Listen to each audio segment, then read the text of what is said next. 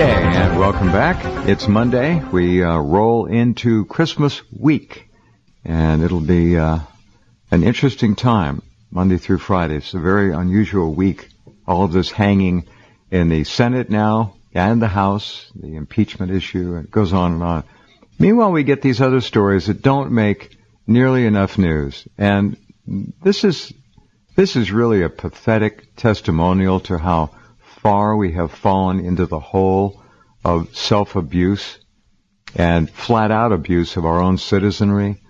I think many of you may have seen that story about the man. Let me see what state that was. Iowa? I think it was Iowa. Yeah, there was a stolen LGBTQ, a gay pride flag. And the guy lit it on fire, right? How many times have we seen people in this country burning American flags? Too many to count, especially illegal alien invaders and others, burning American flags and other symbols of the Republic. This guy burns an LGBTQ flag and got 15 years in prison. I don't think any of you listening, not one of you, wherever you are in the world, would say that that's an equitable, fair sentence.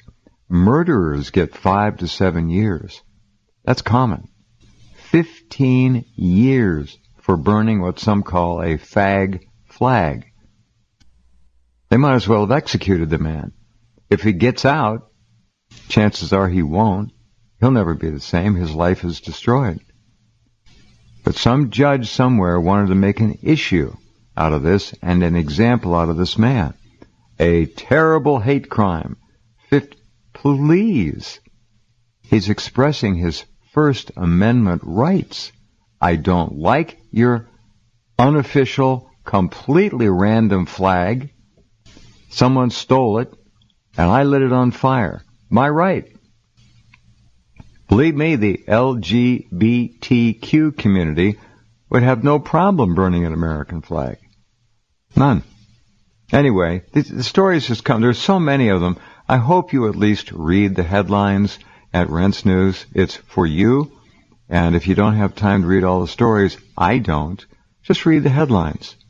They'll give you an awfully interesting, broad brush portrait of what the madness situation is right now. All right.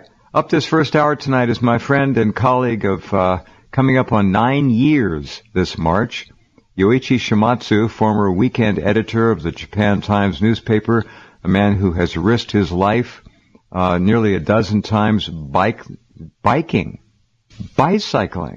into the radiation exclusion zone at Fukushima to do research, find out what the real story there is.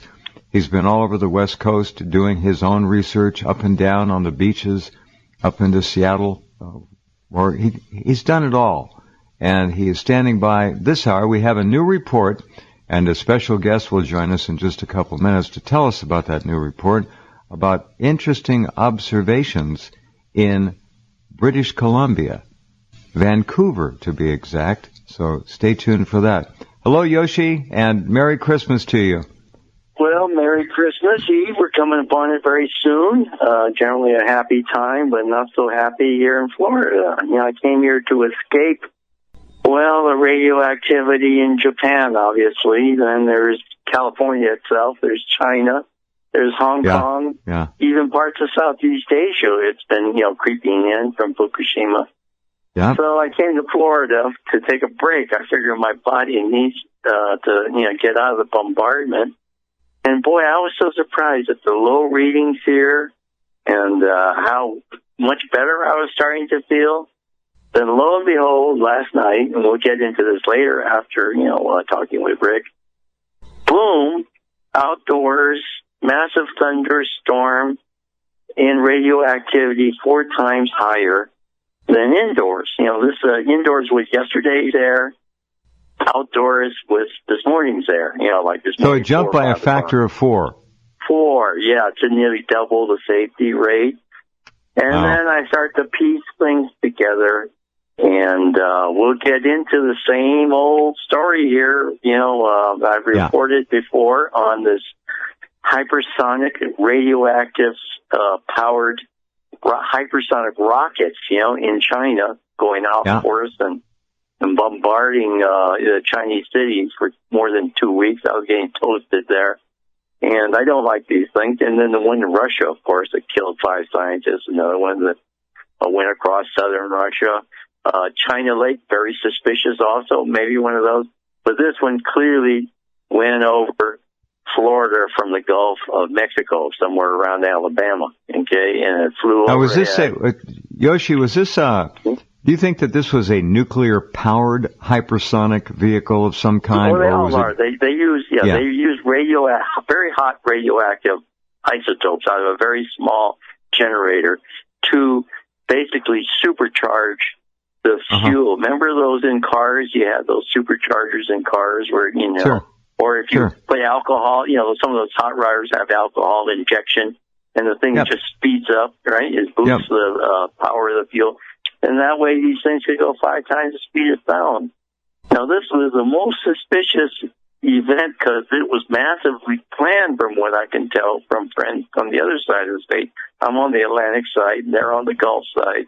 Put our heads together, and oh my gosh, there was massive chemtrail spraying on Saturday, that's 2 days ago, over the Panhandle. So that explains the cloud, because this is the sunny season in Florida. That's why all the tourists come down here. Right. It's because it's the sunny season. There's never any rain. This was a massive thunderstorm. And then lo and behold, I'm here on a bicycle. I'm on a bicycle everywhere, so I'm on because I'm itinerant, basically. It's my, form of transportation. You buy a used third-hand bicycle. It gives you a lot of thirds temporarily. Yeah.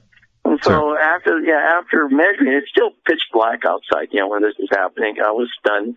So I said, well, let's take a look at a couple of lakes. There are a lot of lakes you went outside in the middle of the night on bicycle. Well, it was wee hours of the morning, like about you 5. took your dosimeter out and got on your bike. All right, that's Yoichi for you.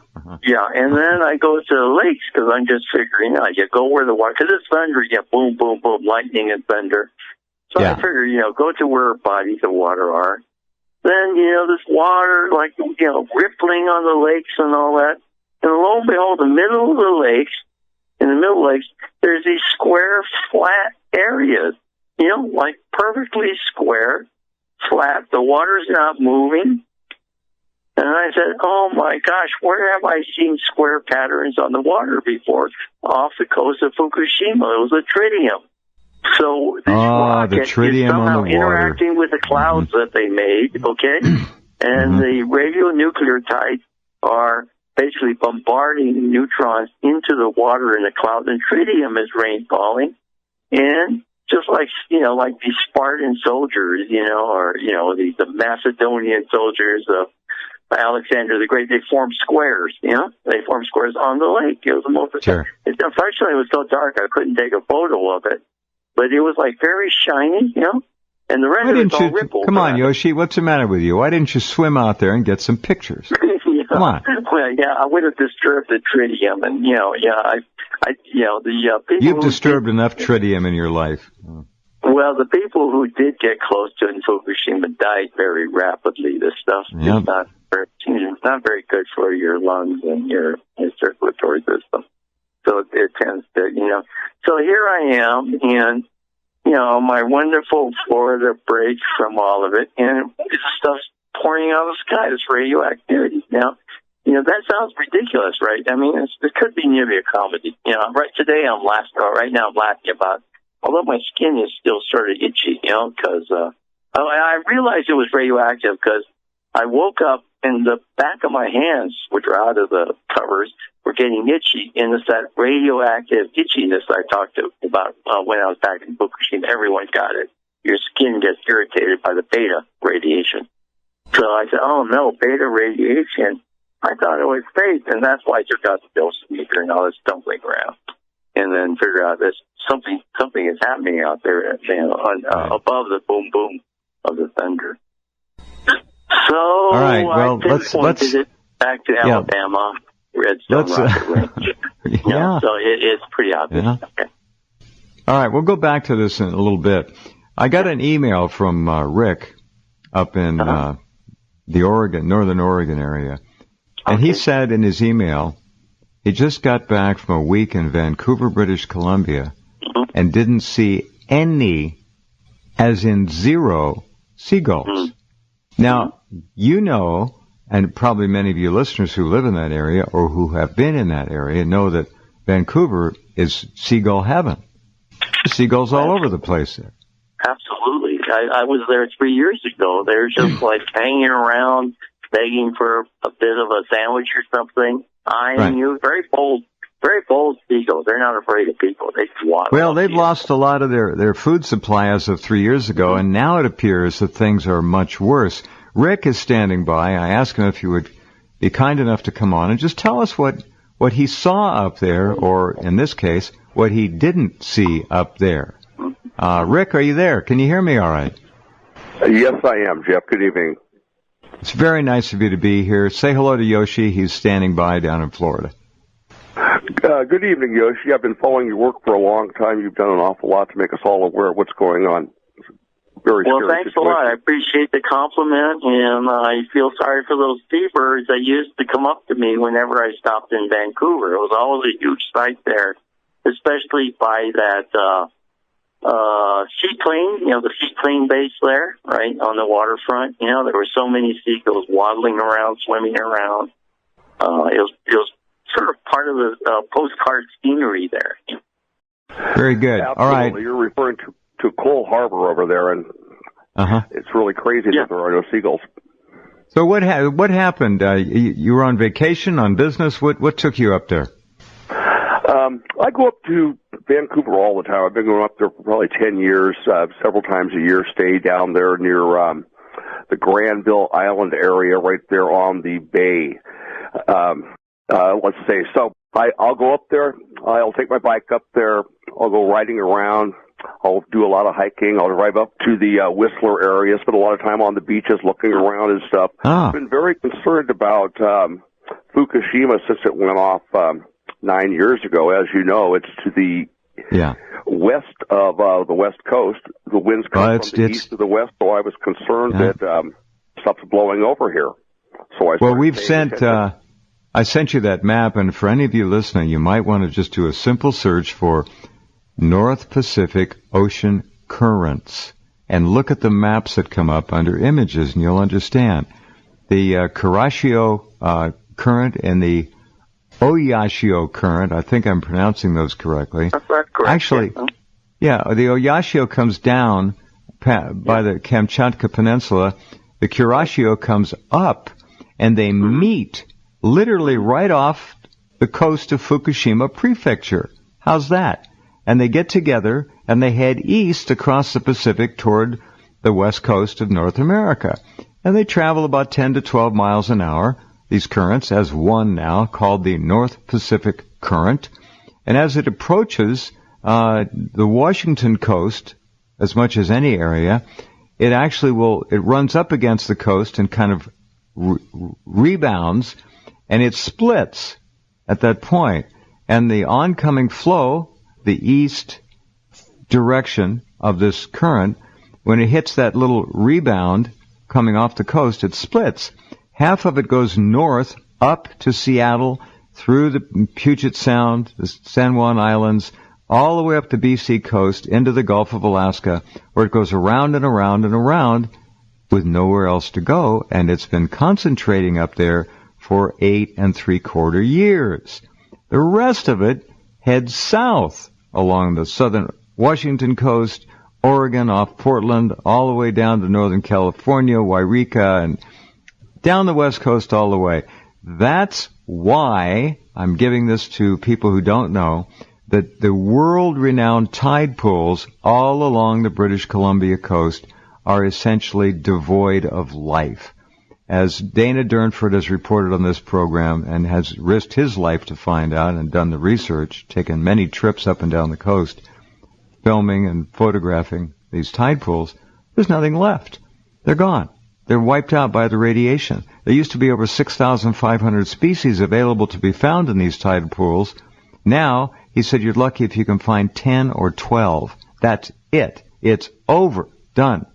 And the same thing is happening along the Oregon coast, Northern California, Central, Southern California.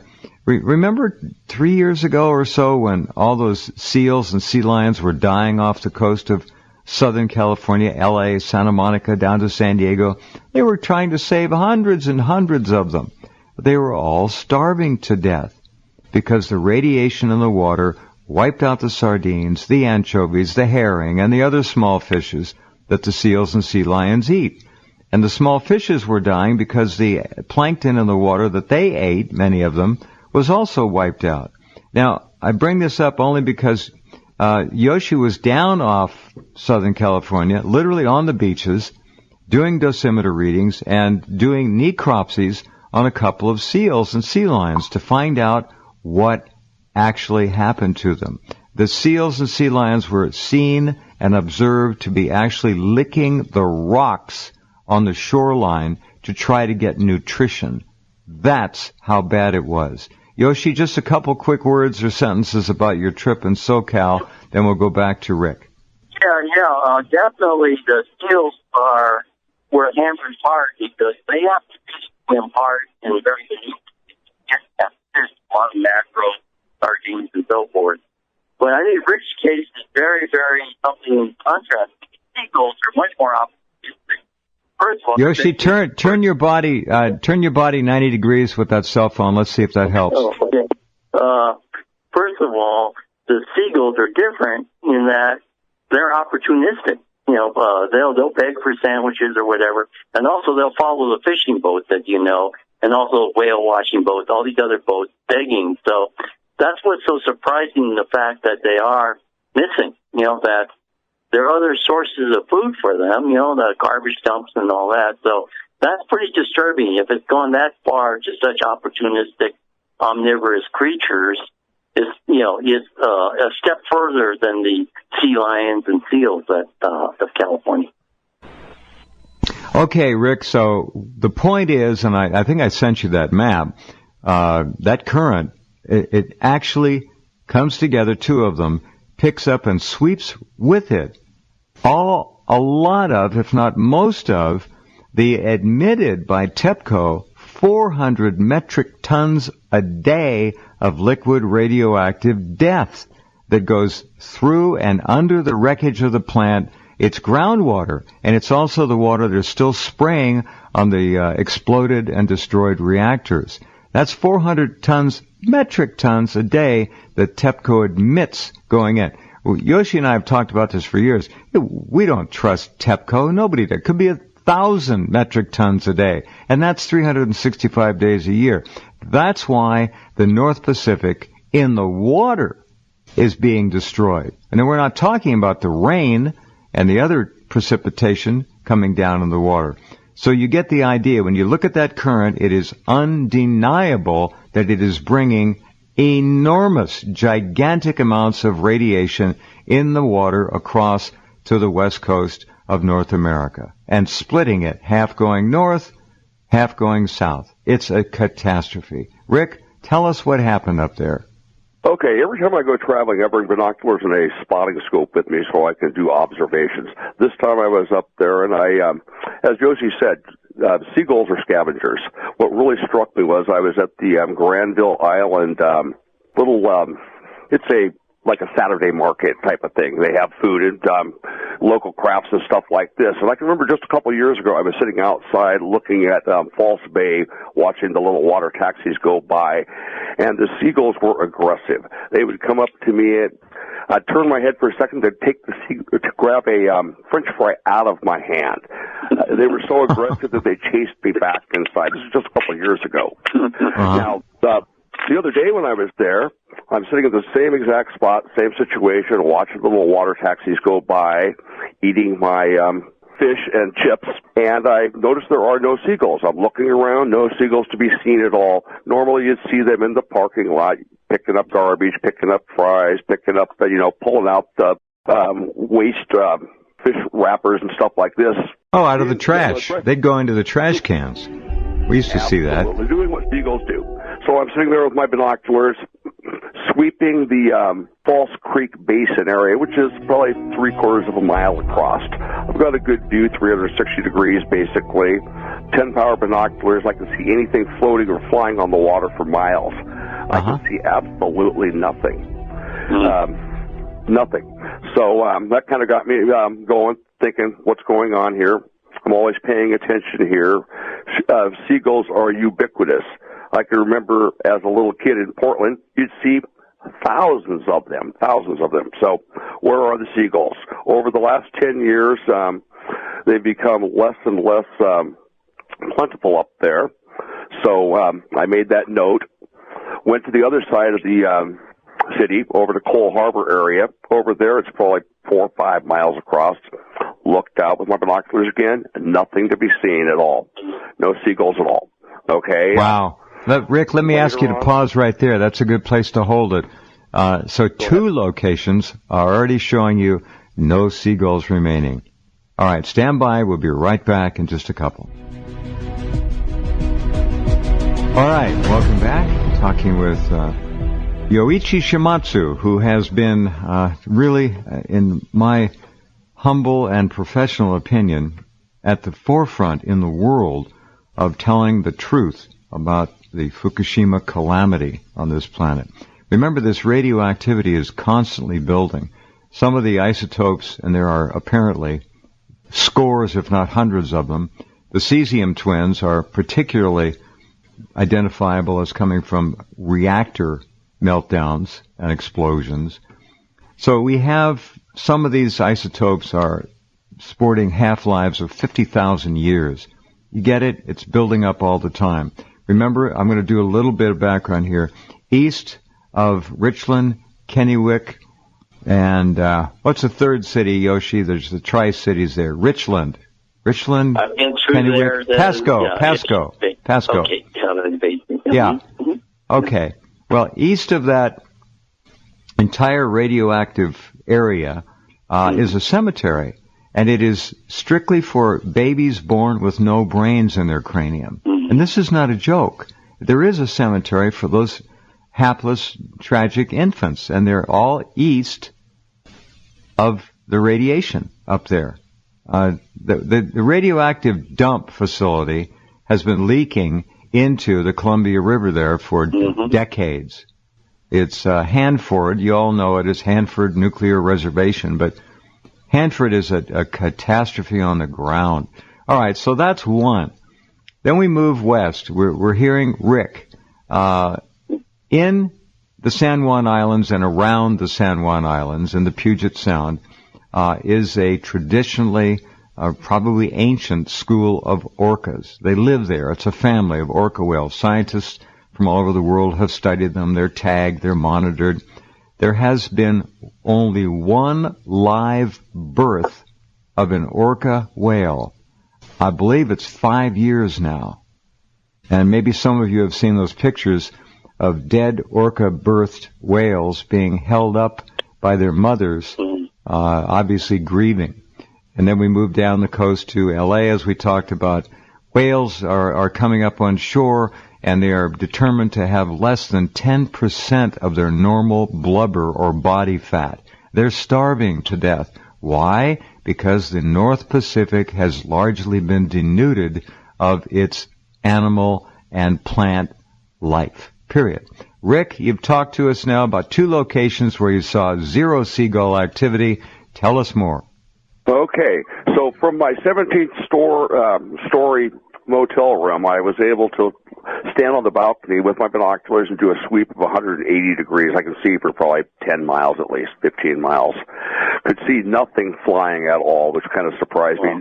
No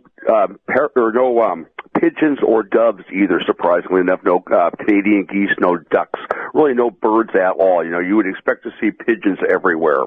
So now I'm going to Whistler. To go to Whistler, you go along Highway 1, along the sound there, the bay, whatever it is. So if you've got a good view of the islands across the way, there's a couple spots I've been going for years. I pull over to have a glass of wine and to enjoy the view, set up my telescope. I've got a 60-power spotting scope with me on a tripod. I set it up so I'm able to sweep the entire basin with my scope. Nice. No birds to be seen at all. None. I go ahead and walk down to the beach, walk along the beach. I see no vegetation at all. I'm speaking of kelp algae. I see no signs of any shells at all. Nothing growing on the rocks, no razor clams, no normal clams, no clams that have been opened by the seagulls. You know how you'll see broken shells. Yeah, they Nothing crack like one that open at all. for a snack. Yeah, sure, of course. Absolutely. Nothing seen at all. Kind of surprising. I would drive to another spot, set my telescope up again, sweep the entire basin. I can see for many miles. You would. It's not hard to see stuff floating on the water. See nothing out there at all. See nothing flying. Really astounding. Finally, And the tidal area along the shore, all the rocks, the tide pools, and all that. You're again reporting that you saw virtually nothing. This is correct. I saw no sea anemones, none of Starfish, no life at all, really. No plants, Nothing. No, nothing. Nothing clinging to the rocks at all. I noticed made the same observations in downtown Vancouver, British Columbia, in the basin area there. I will take my bike and I will ride the Stanley Park Loop, which is about 9-10 miles, and stop periodically, sweep the area with the binoculars, look at their equivalent of the Golden Gate Bridge. You've got an excellent view of the area, 10-power binoculars. You should see something either floating or flying. Nothing to be seen at all. I found the same thing to be true when I went out to the University of British Columbia Ethnographic Museum out there. You've got a great view. Binoculars can't see anything at all. Finally, I saw a couple seagulls towards dusk one night when I was at the again back at Granville getting some dinner and getting some nice chocolates for a snack. A couple of them came up and stuff, but it's nothing like I had seen before. And of course, they were scattering. They were going through the garbage can, but a half a dozen of them. You'd see hundreds of them. When I was sitting there previously, I'd be eating my fish and chips, and I would be surrounded by them. There'd be, how noisy seagulls can get. They can get pretty raucous and stuff. No noise. Yeah, sure. Yeah. No activity at all. Just stunning. Really scary, actually. And you used to go there, am I correct, Rick, when there were tide pools full of life and activity? We're going back 10 years. I assume your history there is a long one. Yes, I've been going there for 10 years. I'm not as familiar with the tide pools as I am in Oregon. I've lived in the Oregon for 60 years, so I've been going to the same tide pools for 50 years. And the same thing holds true here. There is where I've been going for 50 years. In Oregon. Enjoying the life that's not there now. In Oregon, the same thing. Dead. In Oregon, Gone. The same thing. Absolutely. Down by Astoria, we've got a beach that's like 9 miles long. You'd go along that beach, and there would be thousands and thousands and thousands of seagulls and hundreds of sand dollars that had been broken open and stuff. Last time I was there, I was stunned to see no seagulls at all and no sand dollars. During the low tide at Yaquina Bay, which is by Newport, I went down there specifically during one of the lowest tides, again with my spotting scope. From a few hundred yards away, I was able to examine the bridge pylons that are almost always underwater except for this occasion when the tides were extra low. Nothing growing on the pylons at all. It was just stunning because you would expect, how the razor clams are. They're ubiquitous. And the kelp, of course, everything. Of course, yeah. So I'm seeing the same thing at all the spots I would go, but I'm most aware of the Oregon coast. But the same thing held true up there. What I was really noticing was there were no birds, and it got me looking and stuff. Then when I was walking along the beach, where's the vegetative material? No small, I would expect to see sea anemones, starfish, razor clams, various other clams, some crabs, maybe some crab backs that have been consumed by the seagulls, some claws, nothing at all. Just really stunning. It's scary. As they found radiation. They've tested and found cesium at the mouth of the Columbia. They found it down at Gold Beach down in southern Oregon.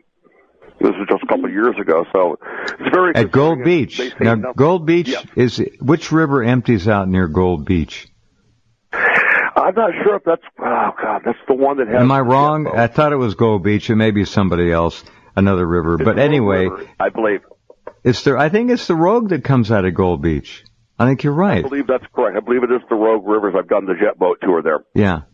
So there you go. They got the jet boats at the low end and up at my end up here too. So, all right. This is, Yoshi, this is just confirmation of what we started to warn people about totally 8 years ago. Yeah, it's totally depressing because we're going beyond the point of no return. I mean, when we're talking a few years back, maybe if TEPCO had stopped, maybe if the governments of Canada and the United States and Mexico took some action, maybe life might come back, but we're looking at total annihilation.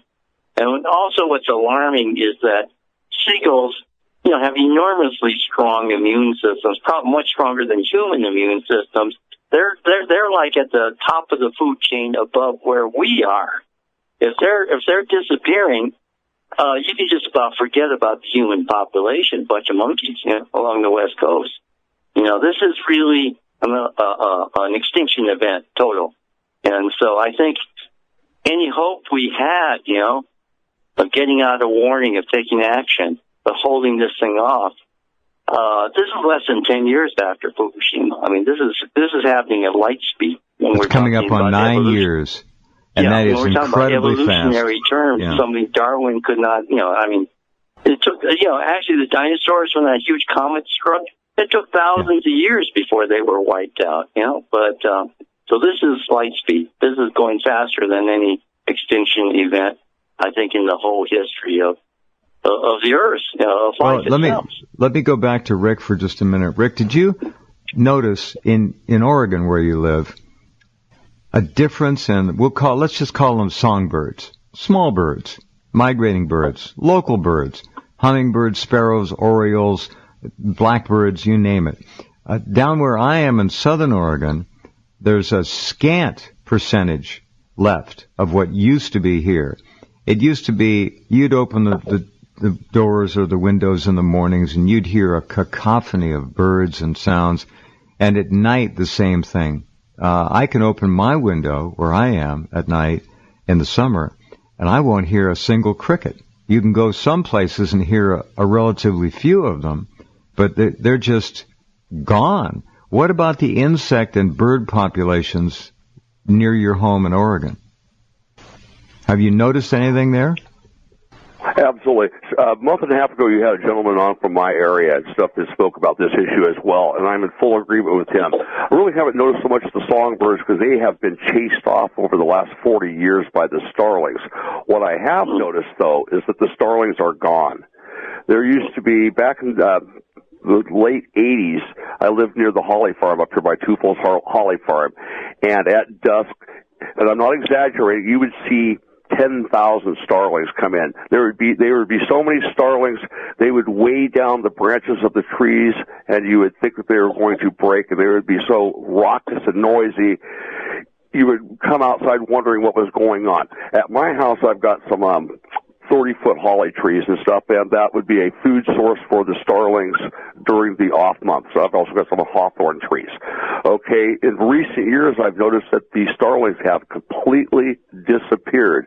A few years ago, I would go for the entire year and not see a starling at all, zero and stuff. In the last year or two, I've seen maybe a dozen at a time. But in the old days, they would wake me up during the day. I work at night, so they would wake me up. I'd go outside, and there'd be zillions of them out there squawking and eating holly bush or holly berries. That's not the case anymore. We have I remember. Of the songbirds have come back since the starlings are gone, but certainly the density of them is very low. That's interesting. Really That's interesting. I wasn't aware of the natural way that the starlings were pushing and displacing the songbirds. It makes sense. I saw one pair of starlings this year, red-winged blackbirds, if you will. That's the same general family. And nothing else. A few times birds will migrate through here. Robins will come through. You might see 20, 30 of them at the most. It used to be just all over the place. It's changed. We have what Dana Durnford called the quiet forest syndrome. You go into the woods and you don't hear much anymore. Nothing. No birds, no insect, no chirping. They're quiet. And we get this report from British Columbia all the way down into Oregon. Just quiet. No more wildlife. Now, that brings us to the obvious question. How much longer is it going to be before we begin to fade? I'm not going to say we're going to vanish, but we are going to begin to fade. 53% of Americans will get cancer in their lifetime. I would suspect and project with this radioactivity constantly being loaded on us in our entire biosphere and environment, that 53% could go to 73, 83%. We're going to pay the price for this. There's no question. Yoshi? Yeah, we are paying the price, no doubt. That's why I'm in Florida. I need a respite. I need a break from it. Otherwise, I'll be a goner very soon. I could feel the radioactivity coming on. I know, the symptoms, how it feels. Needed to escape. And it seems the federal government, all the nuclear scientists, they need to find new ways to put their profession to work. Now with these atomic-powered, radioactivity-powered rockets that are spraying over thousands of miles along their flight paths, this is totally insane. And it's happening here, China, and Russia, and is obviously going to spread. I think, all the major countries with missile programs, India, Iran, Israel, the whole lot of them are going to adopt this technology, and that's going to finish off the last pockets of safety. If push really comes to shove and the West Coast has to be evacuated, where is everyone going to go, right? Here to the southeast, the southeast corner of the United States. The Middle West is dying. The Rockies are gone. Because the East Coast is all left, but they're firing these rockets out this way. So it's like, it seems humanity is intent on the great kill-off. Humanity is the agent of the end of mammal, or the end of all species, the end of life on Earth. So when you say rockets... It's a frightening thought, because this is Christmas, when, of course, our thoughts should be much merrier and happier and hopeful. And we're looking at something totally depressing. When you say rockets, he's also talking about these nuclear-powered cruise missiles, hypersonic cruise missiles. Oh, yeah. That can hypersonic be cruise sent missiles. aloft, and they can stay up for a Exactly. long time. Exactly. And they're coming in all sizes and shapes, and they're being fired off at will, and they're not telling anybody when they're firing. No. We have no idea which direction they're going, when to take cover, nothing like that. They're playing with everyone's lives of families. Kids are outside playing, and it makes me sick. Flying over their heads. Well, right after so irresponsible. Anyway. Totally irresponsible. What the hell do they care, though? We're all expendable. Right after the Fukushima meltdowns, who was it? Ted Gunderson, I think. Not Ted Gunderson. Arnie Gunderson. Arnie said, and he's a nuclear physicist engineer. He said that the radiation coming across in the North Pacific Current and in the air currents at one point was so thick in Seattle that the average Seattle resident was inhaling up to 6 hot particles a day for a period of weeks. I know it swept through here. There were a couple of cells that came through here. Oh, I could feel it in my nostrils, my nose, my mouth, metallic taste. There's no question about what it was. This is 2 weeks after the blast. So I knew to watch for it. Rick, I want to thank you. Is there anything you'd like to add to your just superb report? Not at all, Jeff. I just wanted to thank you and Yoshi. I appreciate what you're doing and stuff. I cannot understand why in 9 years we have heard nothing in Portland about it. Nothing at all. It's stunning. We have an open water reservoir system here. The heavy water is obviously coming down in the rain and polluting our drinking water. Why haven't we heard anything? Where is the civil government? Well, because one of the reasons that you haven't heard about it is because there's really not a damn thing they can do about it. That's one of the reasons. The other reasons are cowardice and the simple fact that big government doesn't care about human life. It just doesn't. So, Rick, thank you so much again. Keep me posted about things as you see them. Happy to talk to you again down the road. Merry Christmas to you, and be well. Thank you very much, Jeff. Thank you, Yoshi. Merry Christmas to everyone. Good night. Good night, Rick. All right, my friend. It's building up. See, it's not going away. I mean, there are methods to remove the tritium out of the water. It's expensive, but how much drinking water do we actually need? I wish that's all we had to remove, Not that much. I mean, bathing, okay, but I'm talking about drinking water. Things could be done. They should have been done. They should have been done years ago. They've been begging for it. This is the worst case of denial that we've ever seen. I can't think of any greater denial than this when this has been spreading across North America. It's affecting Southeast Asia. It's down in Australia. That's what's causing all these wildfires in Australia. I talked about this, wrote about this a long time ago, how the hot protons are coming across on the Earth's electromagnetic system right down to that area, New South Wales. And the place has been on fire for months, and they can't stop it. So, we've written about it. We've discussed it. The information, and a lot of people who criticize us have gone silent. They started to get a glimmer of what we're talking about. They were deniers, and they've gone silent. And that's real cowardice. Come on, face the facts like we have. We've been trying to advocate. Let's do something. Anything. Let's try at least. Let's try to win this game. It's the last quarter, right? The last inning. You got to go up to bat and hit a home run. I mean, we've got to start, mustering the courage to do it. Yeah. Two quick comments. One, all of this that has been raining down on the West Coast and America, don't think it stops here. It goes all across the country. It goes all the way to Europe. Europe warned its people, pregnant women and young children, do not eat lettuce and green vegetables. This is within 3 weeks after the blast at Fukushima, because it went all the way to Europe, and they were monitoring it. That was honest. The Arctic. Yeah, there's nothing to stop it across the Arctic. Yeah, no, right? no.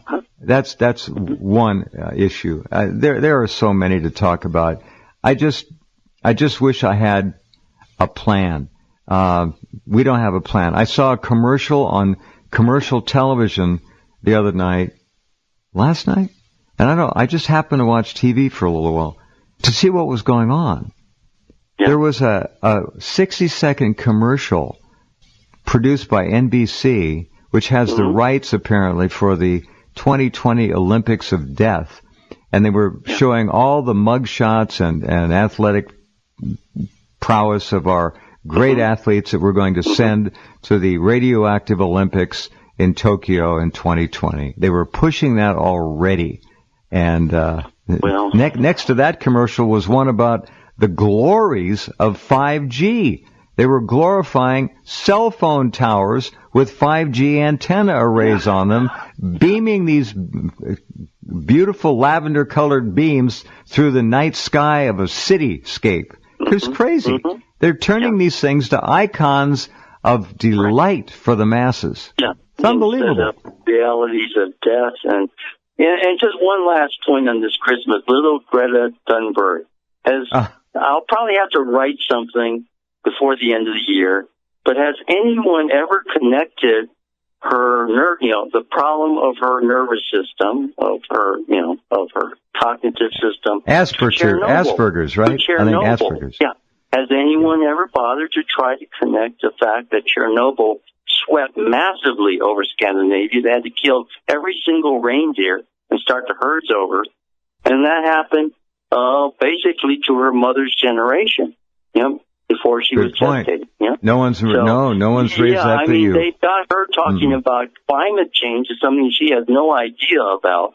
And I think there's the obvious correlation between Greta and her condition and the state of the planet was Chernobyl, was radioactivity. Yeah. So I think people don't know. With the denial, let's get to the reality of what this stuff is all about. George Soros is behind little grim Greta, and the funny thing is they have been filming her, Yoichi, since she began making her appearances and statements on climate. They're making a film of this. It's all been staged from the beginning. Absolutely. It's fakery, and that's why I think they know what she really is, the child of Chernobyl. And they've got to do the diversionary campaign to pull their head, to keep their heads in the hole, basically, of denial. What an interesting observation. Never thought of it, and you are right. I do remember. I was there right after the reindeer cull in that part of the world, and it was massively radioactive. And women were having abortions like crazy over there. Wow. All right. Thank you for being here. I hope you continue to feel better. Geez, stay inside. Don't go out at 3 in the morning. Yeah. Well, that's what I've been doing. I mean, but it is ironic. You can run, but you can't hide. It just goes to show, right? Never more truth than that. So, Merry Christmas, Jeff. We look forward to the new year. We continue again, hopefully, with greater optimism. We're going to put in this last ditch. Whatever it takes before the Tokyo Olympics. All right. We got a lot to talk about between now and then. And Yoichi has a paper coming out later tonight, so watch for that as well. Yeah. All right, my friend. Hypersonic event here. Okay. Very good. Take care. Thank you. All right. Okay. Good night. Good night. Yoichi Shimatsu, again, one of the world's foremost environmental researchers and writers, former editor of the powerful Japan Times Weekend Edition.